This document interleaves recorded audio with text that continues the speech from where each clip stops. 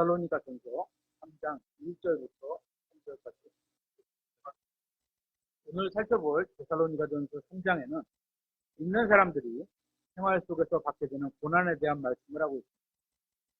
3절을 보면 아무도 이런 고난들로 인해 흔들리지 않게 하려 함이라. 어떤 고난이 있는데 그걸로 믿음이 흔들린다는 거예요. 그러지 말라. 우리가 이런 고난들을 받도록 정해진 줄을 너희 자신이 아느니라. 3절의 말씀입니다. 믿는 사람들 중에 그리스도인으로서 제대로 살아가면서 고난당하지 않는 사람은 없을 겁니다. 특히 교회에서 나오는 순교자들에 대한 이야기나 2차 세계대전 당시에 독일이나 러시아나 일본군에 의해서 그리스도인들이 받았던 그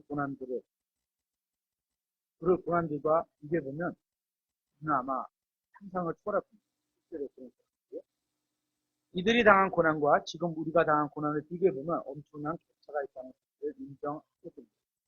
우리가 당한 고난은 그냥 날씨가 좀 더운데 일을 하고 있다, 뭐 시켜서 일한다, 뭐 전도들이 돌린다, 뭐 이런 거 아니면 에어컨 아래에서 그냥 단순한 일이 힘들게 계속 이렇게 하는 거, 이런 걸 얘기한다든지 아니면 얼마의 돈 때문에 생긴 고난이라든지 그런 고난이고 생명에 위협받지 않을 정도에서의 고난이 대부분일 겁니다. 그런데 우리가 나중에 하늘나라에 가서 순교했던 그리스도인들을 만나게 될 때 무슨 말할 그분들을 만나게 근데도 우리한테 그들의 삶에 비하면 우리는 정말 엄청난 부와 평안을 누리면서 살아가고 있는 겁니다. 그래서 성경은 디모데전서 6장 8절에 이렇게 말씀하고 있습니다. 먹을 것과 입을 것이 있으면 우리가 그것으로 만족할 것입니다. 우리는 모두 먹을 것과 입을 것을 가지고 있지만 만족하지는 못하고 있습니다. 여기서 우리가 고난이라고 생각하는 것들이 대부분 시작되는 겁니다. 만족이 안 되니까 다른 걸 더 얻으려고 더 딴 걸 못 취하고 이렇게 됩니다. 우리는 여러 가지 먹는 혜택을 누리며 살아갑니다. 여러 가지 편리한 것들을 누리며 살아갑니다. 그리고 이러한 것들이 우리의 시간을 아껴준다고 생각합니다. 옛날에는 전화 한 통화 걸라 그러면은 아주 옛날에는 동네에 맷집 없었어요. 전화기. 가서 해야 되고, 이거 막 전화했다 막 이것도 알게 되고, 막 이장님이 방송에서 불러서 전화 왔다고 알려주고 이런 시대가 있었어요.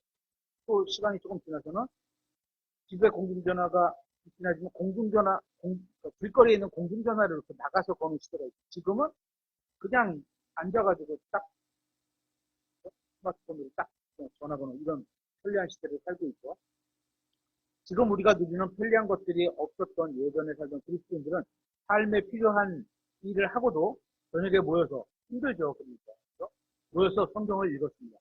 한번 잘 생각해 보세요. 우리가 누리는 편리한 것들로 인해 더 바쁜 삶을 살고 있는 건 아닐까요? 예전 같으면 버스 정류장에 버스 오는 시간에 이르기 넉넉히 전에 먼저 나가서 버스를 타려고 기다렸습니다. 그런데 지금은 스마트폰 앱을 통해 버스가 오는 시간에 딱 맞춰 나가는데 더 여유가 없는 겁니다. 다른 일을 하다가 버스 타러 나가기 때문에 2, 3분의 여유도 없어요. 세상에서는 이것을 발전이라고 부를지 모르지만 하나님께서는 그렇게 생각하기에 않으실 겁니다. 우리가 좀 더 편리하게 살 수 있도록 해주는 것이 잘못되었다는 말은 아닙니다. 저도 다 이용합니다. 그렇죠? 하지만 그런 것들이 정말로 우리가 시간을 낭비하는 것을 막아주고 있는지 한 번씩 생각해 봐야 한다는 겁니다. 또 지금 우리는 우리의 편리한 생활로 인해 꼭 필요한 전기가 들어오지 않으면 고난이라고 생각할지도 모릅니다. 만약에 사는 집이 전기가 뚝 끊어졌어요. 근데 더운 날이야. 습기도 많아. 비도 와. 그럼 어떻게 됐어요? 에어컨도 못 쓰고. 짜증이 나겠죠. 선풍기도 못 쓰는데. 그죠? 전기가 나가면 진짜 쓸 수 있는 게 없거든요. 아무것도 못 쓸 수 있어요. 쓸 수 있는 거는 이거 부탄가스를 이렇게 켜는 이거 하나밖에 없는 것 같아요. 하나도 못 써요. 하지만 지금까지 살았던 90% 이상의 그리스도인들은 전기가 무엇인지도 모르고 살았습니다. 이처럼 우리가 고난에 대해 바르게 이해하는 것을 하기 위해서 먼저 성경이 말씀하시는 고난이 무엇인지를 알아야 합니다. 성경이 고난에 대해서 말씀하실 때는 이런 겁니다. 예수 그리스도로 인해 고문을 당하거나 포옥이 되었거나 감옥에 갔거나 매를 맞거나 마을에서 쫓겨나거나 돌로 맞거나 죽임을 당하는 것을 의미합니다. 한때는 성경을 읽고 예수 그리스도를 부인하지 않으면 어때요? 마녀라 그래서 사형을 받는 일이 있죠. 예수 그리스도를 믿는다고 고백했다는 이유만으로 또 성경을 하나님의 말씀으로 여겼다는, 믿었다는 이유만으로 이러한 일을 당할 때는, 이런 일을 당할 때 성경은 고난이라고 하는 겁니다. 그러니까 성경이 말씀하시는 고난은 가족이나 친구들로부터 미움받는 정도가 아니라 의의를 추구하기 때문에, 의로운 삶을 추구하기 때문에 배반당하고 죽음에 이르도록 넘겨지는 것을 의미합니다. 이것이 바로 성경이 말씀하시는 고난입니다. 성경이 말씀하시는 고난은 여러분이 하나님께 순종하기 위해 무엇인가를 하기 때문에 사탄이 여러분의 가족이나 사랑하는 사람을 빼앗아가는 것을 의미합니다. 일을 하다가 발목에 뛰었거나 컨디션이 좋지 않아서 직장에서 일처리를 잘못한다고 잔소리를 듣는 것은 고난이 아닙니다. 성경에서 말씀하시는 고난은 이 세상을 살다 보면 누구나 다 당하는 인생의 그런 어려움이 아닙니다. 편리하게 살기 위해 필요한 게 없는 것도 고난이 아닙니다. 예수 그리스도를 믿는다는 이유로 죽임을 당하나 고문을 당하고 핍박받는 것이 고난입니다. 예를 들어서 예전에 이런 글이 있었죠. 어느 공산국가에서 공산당이 주일 오전에 교회에 와서 목사님의 머리를 자릅니다. 그리고 순국을 보고 이걸 딱 들고 있어요. 그 정도야. 예수님을 믿는다는 이유로 이런 게 고난입니다. 이러한 것들이 그리스도로 인한 핍박입니다. 데살로니가전서에서 말하는 고난과 관련된 구절을 이렇게 살펴보겠습니다. 1장 6절입니다. 또 너희는 성령님의 기쁨을 가지고 많은 고난 속에서 말씀을 받아 우리와 주를 따르는 자들이 되었습니다. 2장 2절에 너희가 아는 바와 같이 우리가 전에 빌립보에서 고난을 당하고 치욕을 당하였지만 그리스도로 인해서 당한 거예요. 그럼에도 많은 싸움을 싸우며 하나님의 복음을 너희에게 말하려고 우리 하나님 안에서 담대하였노라. 3장 3절에도 아무도 이런 고난들로 인해 흔들리지 않게 하려 함이라. 우리가 이런 고난들을 받도록 정해진 줄 너희 자신이 압니다. 그리스도로 인한 고난이죠. 3장 7절에 그러므로 형제들아 우리가 우리의 모든 고난과 공경 가운데서 너희의 믿음으로 말미암아 너희로 인해 위로를 받아내라. 상대방이 고난을 받은 것을 잘 이겨내서 우리가 위로를 받는다. 이런 말씀이죠.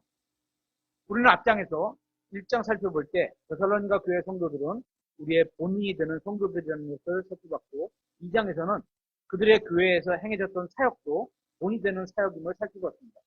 하지만 오늘날에는 수많은 거짓 목사들이 나타나서 예수님을 잘 믿으면 이 세상에서 잘 되고 병에 걸리지도 않고 만사에 형통할 것이고 부자가 될 것이라고 주장합니다.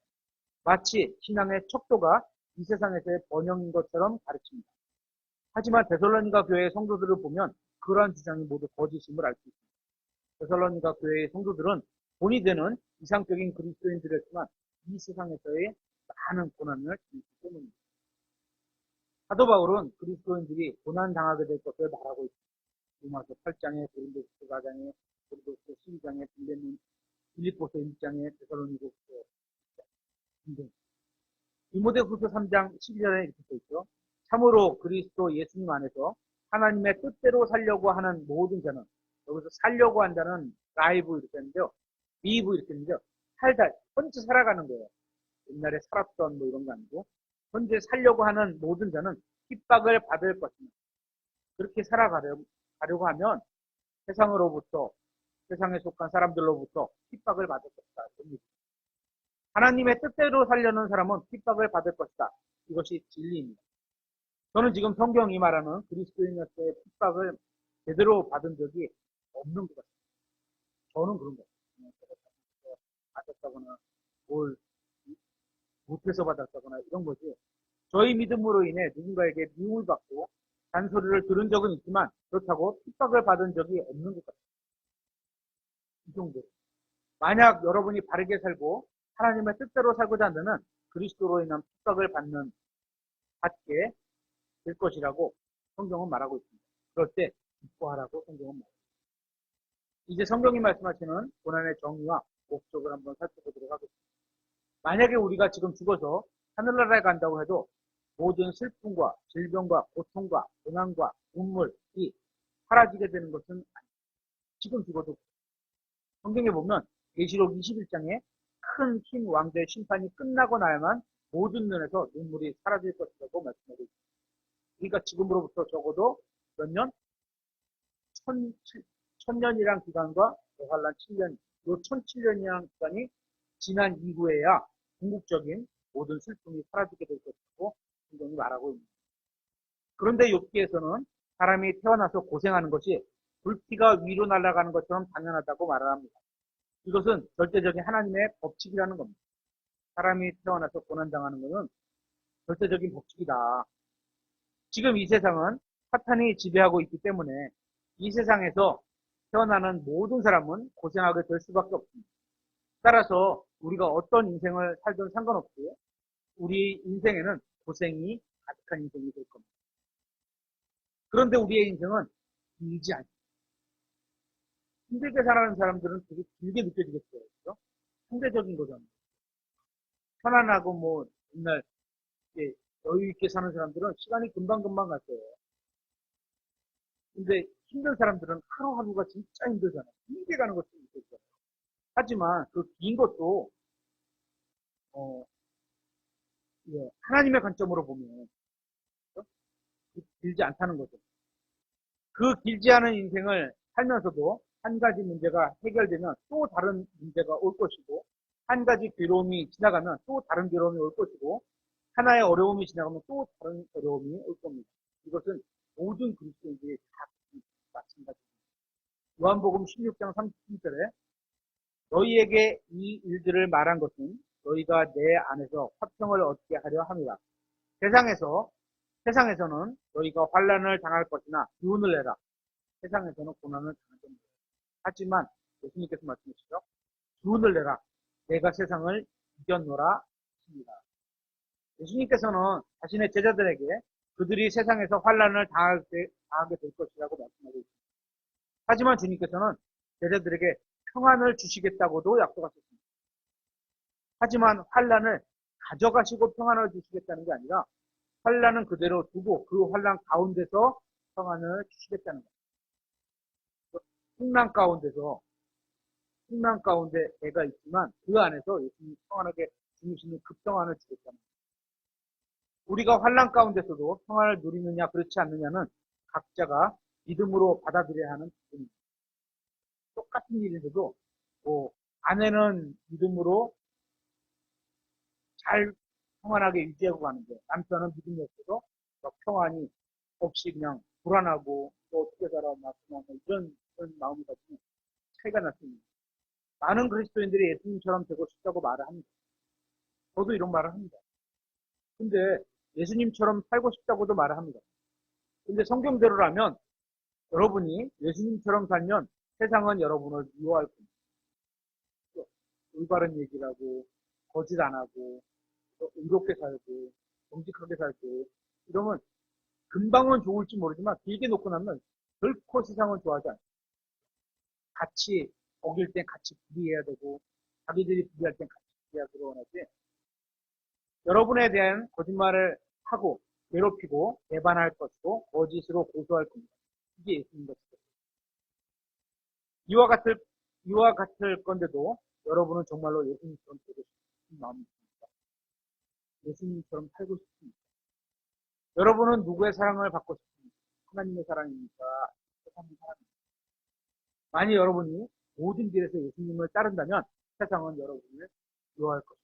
확인해 보겠습니다. 요한복음 7장 14.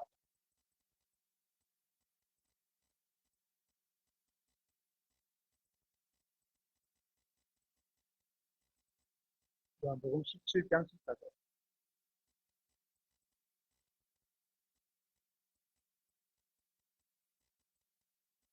내가 아버지의 말씀을 그들에게 주매 세상이 그들을 미워하였으니 하나님의 말씀대로 살려고 하는 사람이 있다. 이는 내가 세상에 속하지 아니한 것 같이 그들도 세상에 속하지 아니하였기 때문입니다. 예수님께서는 자신을 믿는 자들에게 하나님의 말씀을 주셨습니다. 여러분은 하나님의 말씀을 가지고 있습니다. 성경책일 수도 있고 마음에 담고 있는 것입니다. 머릿속에 기억하는 것입니다. 하나님의 말씀을 가지고 있으면 세상이 여러분을 미워할 겁니다. 대충 살아도 되는데 성경만 읽지 마. 성경 읽어도 되는데 읽지만 마. 믿어도 되는데 실행하지 마. 이런 거예요. 세상은 교회에 다니는 사람을 미워하지 않습니다. 세상은 구원받은 사람을 미워하지도 않습니다. 세상은 죽어서 하늘나라에 가는 사람을 미워하지도 않습니다. 그런데 세상은 하나님의 말씀을 가지고 있는 사람을 미워합니다. 세상은 하나님의 말씀을 미워합니다. 그 말씀을 주신 하나님도 미워하고 그 말씀을 믿는 사람도 미워합니다. 하지만 여러분이 세상과 타협한다면 세상은 여러분을 미워하지 않습니다. 여러분이 하나님의 말씀을 읽지 않고 믿지 않고 그 말씀대로 살지 않는다면 세상은 여러분을 미워하지 않을 겁니다. 하지만 여러분이 하나님의 말씀대로 살고 성경대로 살려고 하면 세상은 성경과 그것을 주신 하나님을 미워하는 것처럼 여러분도 미워할 겁니다. 사람들이 받는 고난에는 두 종류가 있습니다. 하나는 잘못을 행하고도 받는 고난. 말할 때 그러죠? 신문대로 거둔다.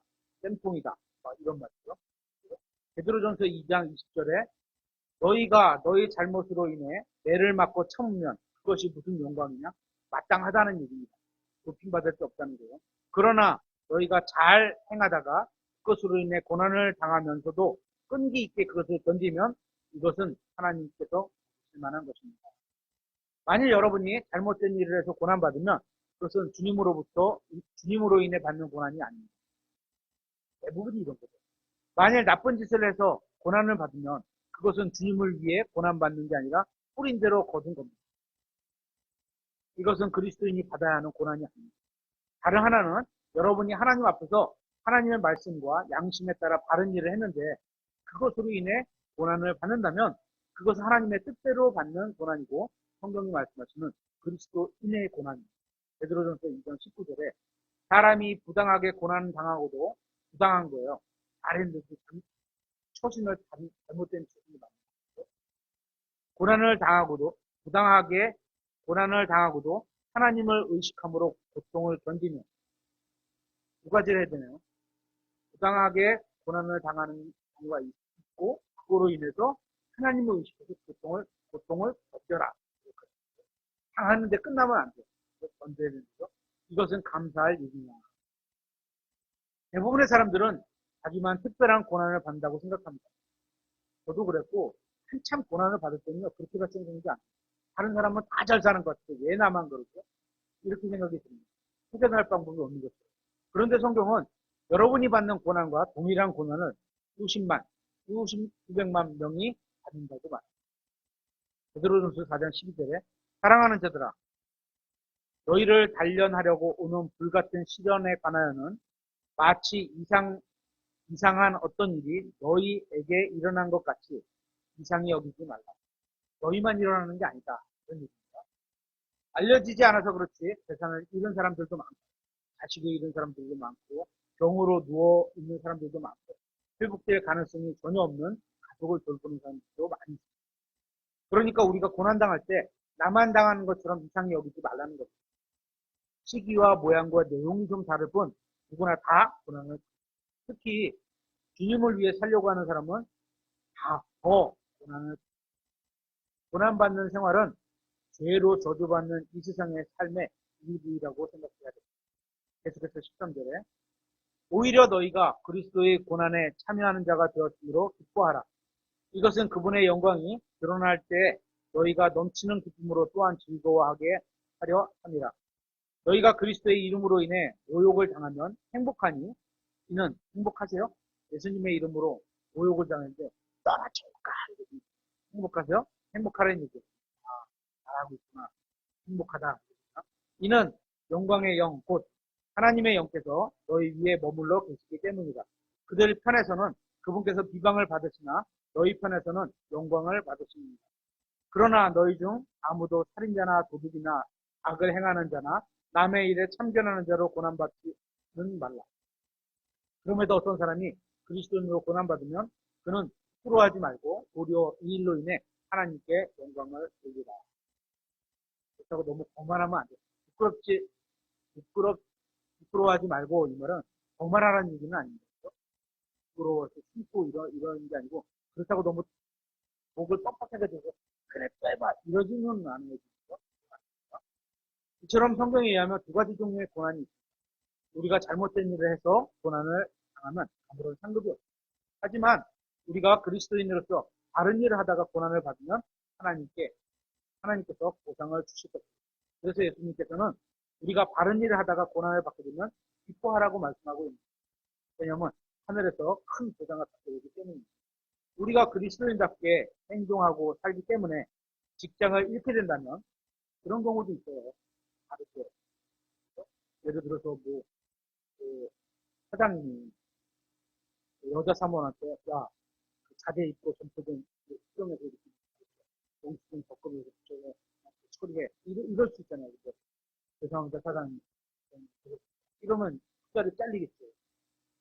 그럼에도 직장을 잃게 된다면 또는 우리가 그리스도인으로서 정직한 삶을 살기 때문에 다른 사람들로부터 미움을 받는다면 너만 그렇게 살아? 그래 잘 사나 보자 이런 비아냥거리는 것도 있죠. 그래도 기뻐하라는 겁니다. 왜냐하면 주님께서 해주실 것이기 때문입니다. 주님께서 반드시 보상해 주실 것입니다. 교회사를 보면 수많은 사람들이 주님의 이름으로 고난을 당했습니다. 고문과 추방과 재산 몰수와 죽임을 당했습니다. 하나님께서 보상해 주신다는 약속 말씀을 믿고 수많은 사람들이 고난을 감수했던 겁니다. 우리도 마찬가지입니다. 하나님께서는 언젠가 모든 것을 정리해 주실 겁니다. 우리가 의로 인해 고난당한 일에 대해서는 모두 보상해 주실 것입니다. 우리의 생명은 이 세상에서의 삶으로 끝나지 않습니다. 따라서 우리는 지금 보상이 없다고 해서 낙심할 필요가 없습니다. 사람들은 불행한 일이 생기면 하나님을 원망하기도 합니다. 어쩌면 인간의 타락한 본성으로 인해 그렇게 하는 것은 자연스러운 일일 수도 있습니다. 하지만 하나님의 시각으로 보면 4년이나 40년이나 400년이나 차이도 없습니다. 영원을 사시는 분에게는 모두 순간과 같이 지나갈 뿐입니다. 중요한 점은 우리가 예수 그리스도를 믿고 구원받았을 때 영원한 생명, 예수 그리스도시죠. 공존하는 생명, 영원한 생명 가지고 계신 분이 우리 안에 들어오시면서 우리도 영원한 생명을 가지고 있다는 겁니다. 따라서 우리도 하나님처럼 영원한 시각으로 우리의 인생을 바라봐야 합니다. 영원을 바라보고 살면 무엇이 중요하고 무엇이 중요하지 않은지 쉽게 구별할 수 있습니다. 지금 여기서 잠깐 어떤 1년, 2년 평안하게 사는 것보다 영혼을 기쁨으로 그래서 큰 보상 가운데 사는 게 훨씬 낫잖아요. 그래서 상대가 안 되는 거죠. 우리가 엄청난 고난과 어려움을 겪고 있을 때 마귀가 우리의 마음속에 어떤 생각을 주는지 아세요? 하나님을 원망하라. 하나님 가만히 있어. 당신이 하나님 맞습니다. 하나님 계시기나 한 겁니까? 그런 생각을 줍니다. 그런 짓은 우리가 진정으로 사랑하고 도와주실 수 있는 유일한 분이 하나님인데 그분과 우리 사이를 이간질하는 것뿐입니다. 그런 생각이 오면 생각을 사로잡아서 예수 그리스도께 나가야 돼. 앞에 내려놔야 돼. 이처럼 마귀는 속이는 자입니다. 여러분이 구원받았다면 하나님은 언젠가 저와 여러분과 함께 계시겠다고 약속하셨고 그 약속을 지키시는 분입니다. 하나님께서는 우리에게 꼭 필요한 것만 주셨습니다. 유익한 것만 주셨습니다. 우리가 그분을 진심으로 신뢰한다면 모든 어려움과 고난을 통과할 수 있습니다. 우리가 고난을 당할 때가 하나님과 정말로 가장 친밀하게 교제를 할 때인 겁니다. 힘들수록 하나님께 더 가까이 가게 돼요. 이제 하나님께서 그리스도인들에게 고난을 허락하시는 7가지 이유를 한번 살펴보도록 하겠습니다. 이 7가지 이유 중에 6가지가 고린도 후서와 베드로전서에 나오는데, 그러니까 여러분이 만약에 고난에 당하고 있거나 당하게 된다면 이 두 책, 고린도 후서와 베드로전서를 반드시 읽으시길 바랍니다. 이제 하나님께서 왜 그리스도인들의 고난 당하게 하시는지 하나씩 살펴보도록 하겠습니다. 첫째, 그리스도인이 고난받는 이유는 다른 사람을 위로하기 위해서입니다. 찾아보겠습니다. 고린도 후서 1장 9절입니다. 고린도 후서 1장입니다. 찾아보세요. 모든 사람은 고생하려고 태어났습니다. 괴로움이 없는 사람은 이 세상에 존재하지 않습니다. 우리가 만나는 사람 중에 고난이 없는 사람은 아무도 없습니다. 따라서 그러한 사람을 돕기 위해서 우리가 고난이 필요한 것입니다. 고린도후서 2장 2절에 하나님 우리 아버지와 주 예수 그리스도로부터 은혜와 평강이 너희에게 있기를 원하노라. 하나님을 찬송할지어다. 그분은 곧 우리 주 예수 그리스도의 아버지시요 긍휼의 아버지시며 모든 위로의 하나님이십니다. 위로의 하나님.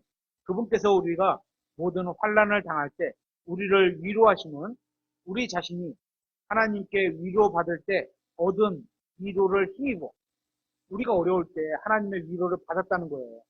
그거를 힘입어 우리가 어떤 고난 중에 있는 자들도 위로할 수 있게 하려 합니다. 내가 하나님으로서 위로받았던 그 위로를 고난을 당할 때 그 위로를 전해줍니다. 성경은 하나님께서 우리를 모든 환란에서 건져내시지 않고 환란 중에서 우리에게 위로해 주신다고 말씀하셨습니다. 주님께서는 왜 그리스도인들이 다 고난당하게 하실까요? 고난당하는 다른 그리스도인들을 위로해주고 도와주시기 위해서 하나님께서 어떻게 고난 중에 나를 위로해 주셨는지 다른 그리스도인들에게 증언하기 위해서입니다. 이것이 축제의 이유입니다. 여러분은 왜 이 세상에 살고 계십니까? 구원받은 사람이 이 세상에 사는 이유와 목적이 무엇입니까? 다른 사람을 숨기기 위해서입니다. 하나님께서는 구원받은 사람이 왜 고난받게 하셨는지 그 목적을 통해서 우리가 이 세상에 사는 이유와 목적을 하셨습니다. 둘째는 그리스도인이 고난받는 이유는 겸손하게 되기 위해서입니다. 고린도후서 10장 7절입니다.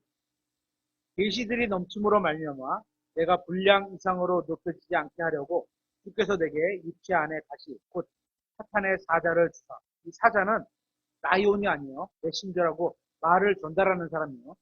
그렇죠? 사탄의 말을 전달해 주는 찔른다는 얘기죠. 나를 치게 하셨으니 이것은 내가 분량 이상으로 높여지지 않게 하려 하십니다. 고난을 주신 이유가 내가 분량 이상으로 높여지지 않게 하려 하십니다. 사도 바울은 육체의 고난으로 인해서 교만해지지 않았습니다. 고난을 받으면 겸손해집니다. 느부갓네살은 어려움을 겪고 나서야 겸손해졌습니다. 왕국이 모두 자신의 손으로 이룬 것이라고 교만하게 생각했다가 이성을 잃게 되었고 나중에 다시 이성을 찾게 되었을 때 겸손해졌음을 볼 수 있습니다. 하나님께서 사람들에게 고난을 주신 이유는 교훈을 배우게 하기 위해서입니다. 그간의 학교를 잘 통과한 사람은 겸손해지겠습니다. 주님께서는 여러분의 힘으로 아무것도 할 수 없다는 것을 보여주시기 위해 여러분에게 고난을 주실 겁니다. 셋째, 그리스도인들이 고난받는 이유는 하나님의 은혜가 충분하다는 것을 알게 하기 위해서입니다. 고린도후서 12장 8절 9절에 이 일로 인해 그것이 내게서 떠나가도록 내가 세 번 간청하였더니 바울이 눈에 안질이나 이런 눈에 병이 있어 이거를 가져가 달라고 치유해 달라고 세 번이나 간청했더니 그분께서 내게 이르시되 내 은혜가 내게 족하다. 갖고 있는 게 너한테 도움이 된다. 은혜는 뭐죠? 좋은 걸 주시는 게 은혜잖아요. 그렇죠? 내가 그걸 너한테 허락한 이유가 있다. 나의 강한 능력은 약한 데서 완전하게 되느니라 하셨느니라. 공통과 이런 내용이 있죠. 그러므로 내가 오히려 크게 기뻐하며 나의 연약한 것들을 자랑하리니 이것은 그리스도의 권능이 내 위에 머물게 하려 합니다. 연약한 것들을 자랑한다. 강한 능력은 약한 것입니다. 이유가 조금 적절하지 않을 것 같긴 한데 한번 저희 가족 중에 다니는 교회가 있어요. 그 교회 목사님이 예전에 한번 말씀드렸어요. 다른 교회로 옮겨가게 됐다고. 근데 이제 퇴직금 문제가 나요. 목사님 먼저 10년 근무했으니까 3천만 원 이렇게 얘기를 하십니다. 그게 이제 어? 그 재정 보는 사람들을 통해서 제 귀에 또 들어서 어떻게 하면 좋겠냐. 그래서 본인들은 어떻게 생각하시는지. 이 퇴직금을 해서 자기네가 1,500만 원 저축을 했는데 저희도 5만 원씩 줬어요. 일단 그거로 그냥 말씀을 드려봐요. 그래서 수긍을 하시면 그냥 그렇게 드리면 되고, 안 하시면 싸우지 말고 드려라.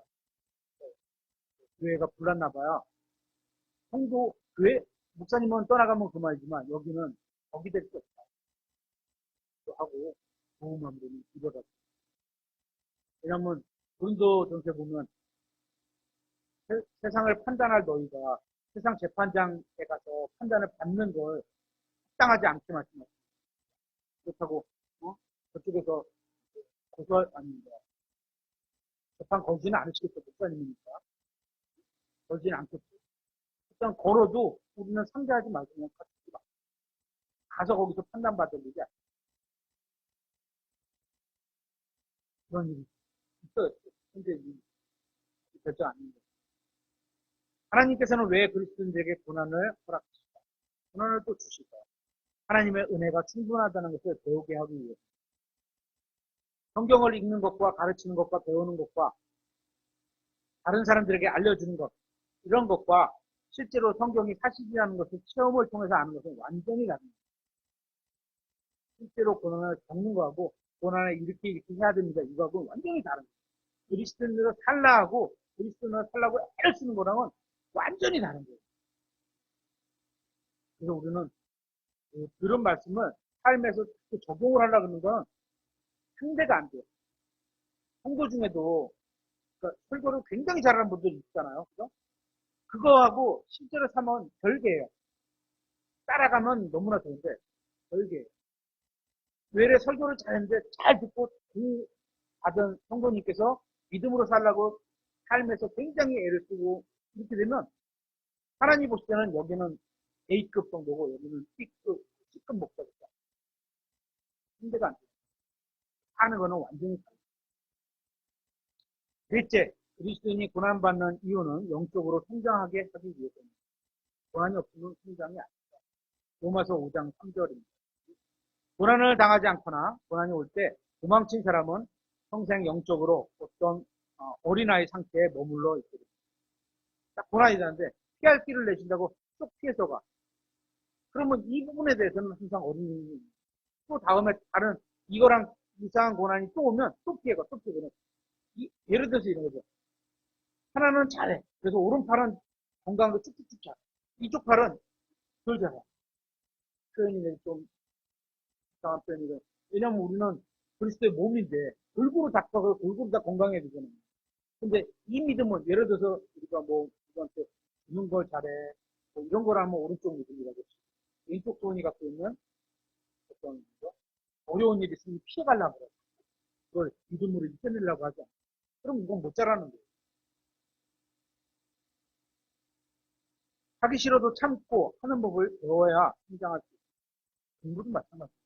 어렵다고 통과 못하면 그 부분은 포기자가 됩니다. 이것은 하나님께서 만드신 법칙입니다. 마치 운동을 해야 근육이 생기는 것과 같습니다. 사람들은 영적으로 성장하기 원한다고 기도를 하지만 실제적으로 믿음으로 운동을 해야지, 일을 해야지 이게 근육이 생기는 거잖아요. 하나님께서는 그러한 기도에 응답하셔서 영적인 은사를 주시는 것이 아니라 고난을 허락하십니다. 그래야지 그걸 통과해갖고 건강하고 강한 사람이 있어요. 여러분이 아무런 잘못도 하지 않았는데 고난 당하고 있다면 그것은 하나님께서 여러분을 영적으로 성장하기 위해서 허락하신 고난이라고 생각하셔야 합니다. 로마서 5장 3절에 이렇게 되어 있죠. 그리할 뿐만 아니라 우리가 환난도 급반하니 이는 환난이 인내를 이루고 인내가 체험이 소망을 이루는 줄 우리가 알기 때문이다. 고난을 기뻐하는 거예요. 왜? 고난이 인내를 가지고 고난이 없으면 인내하는 게 없어요. 또 인내를 해야지 경험을 쌓게 됩니다. 그러면 이런 예수님께서도 이런 경험을 쌓으셨고 내가 지금 체험하는 이 경험을 예수님도 갖추셨구나. 그 예수님에 대한 소망을 갖게 되죠. 5절 소망이 우리를 부끄럽게 하지 아니하면 우리에게 주신 성령님에 의해 하나님의 사랑이 우리 마음에 넓게 부어졌기 때문입니다. 하나님의 사랑이 마음에 가득한 사람은 영적으로 성장한 사람입니다. 그 사랑으로 다른 사람을 사랑하는 사람은 영적으로 성장합니다. 하나님께서는 우리가 그런 사람이 되기를 소망하시며 뭐를 주셔? 체험을 주시고 체험을 이루는데 체험을 이루기에 인내를 주시고 인내를 이루기에 고난을 주시고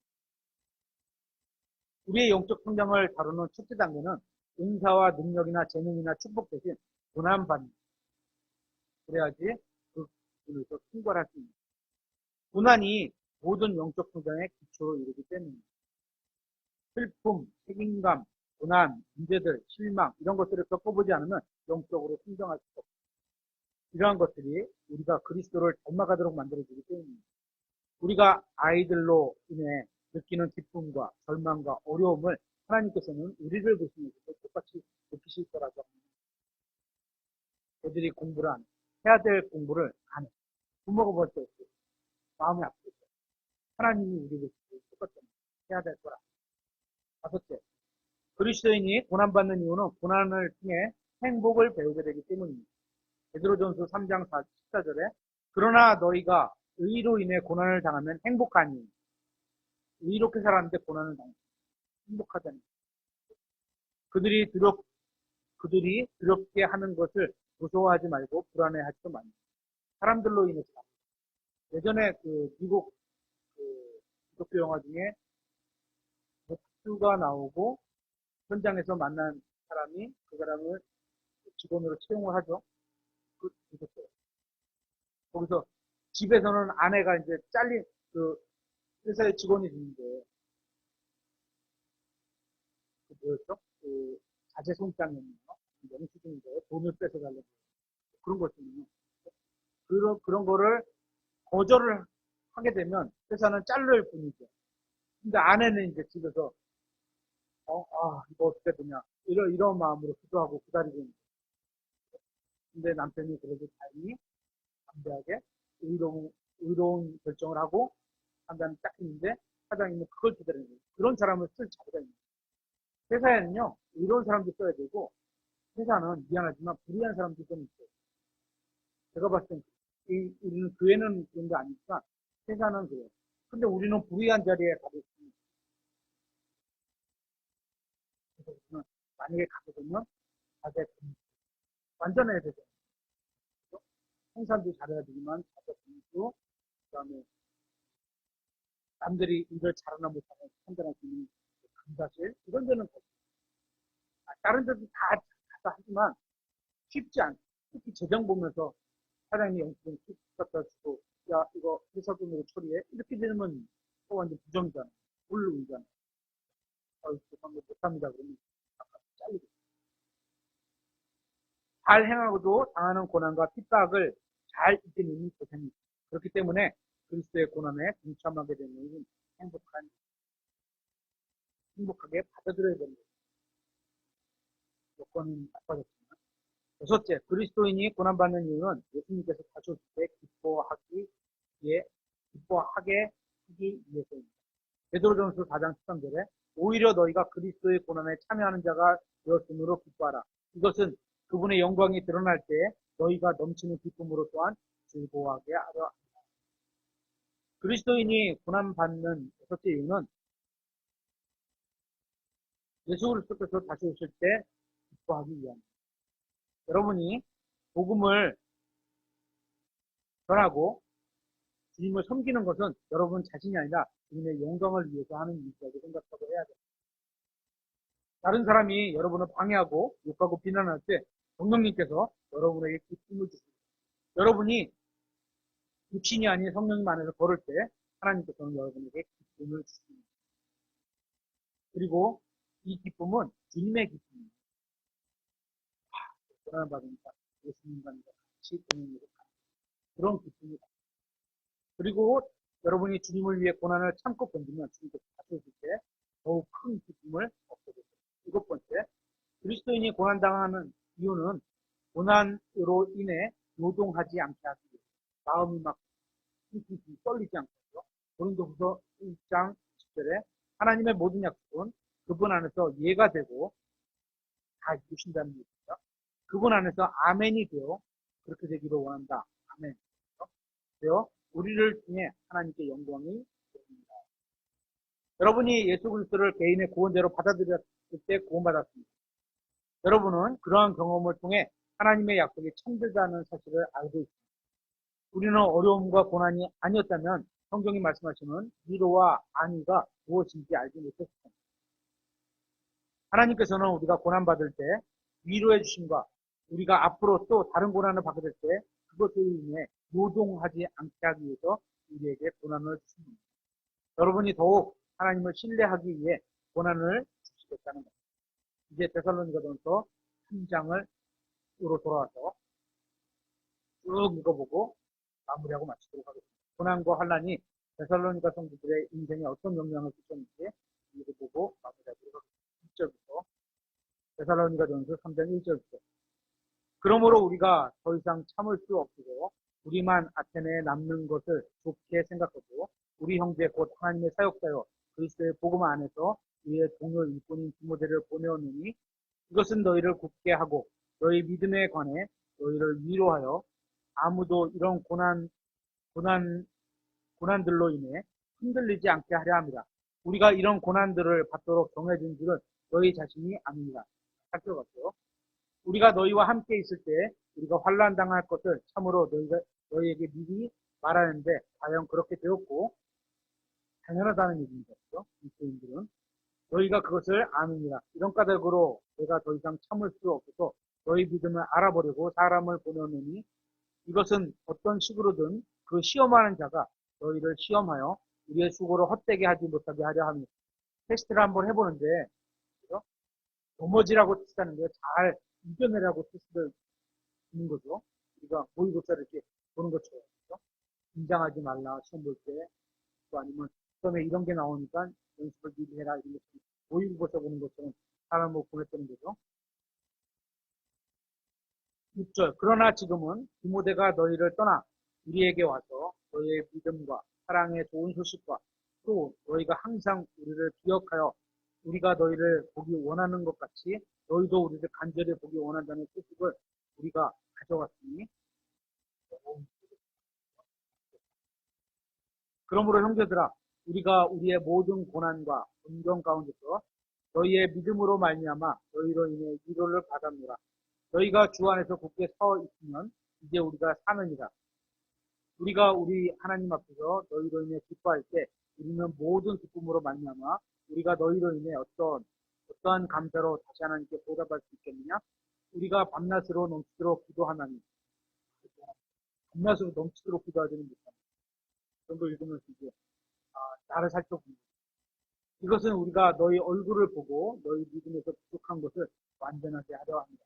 이제 하나님 그분 곧 우리 아버지와 우리 주 예수 그리스도께서 우리의 길을 인도하사 너희에게 다다르게 하시기를 원하며 또 주께서 우리가 너희에게 행하신 것 같이 너희가 서로에게와 모든 사람에게 사랑을 많이 베풀고 넘치도록 베풀게 하시기를 원하노니 이것은 우리 주 예수 그리스도께서 자신의 모든 성도들과 함께 오실 때 그분께서 하나님 곧 우리 아버지 앞에서 너희 마음을 거룩함에 흠이 없도록 기꺼이 세우시게 하려 합니다. 지금 읽은 바와 같이 데살로니가 성도들뿐만 아니라 우리도 고난을 받도록 정해졌습니다. 고난받고 다시 태어난 사람들이 고난받는 근본적인 이유가 있는데 주님께서 우리에게 고난을 허락하신 이유는 소망을 가지고 주 예수 그리스도의 다시 오심을 기다리게 하기 위해서입니다. 여러분과 저도 예수 그리스도의 다시 오심을 기다리며 사는 성도들이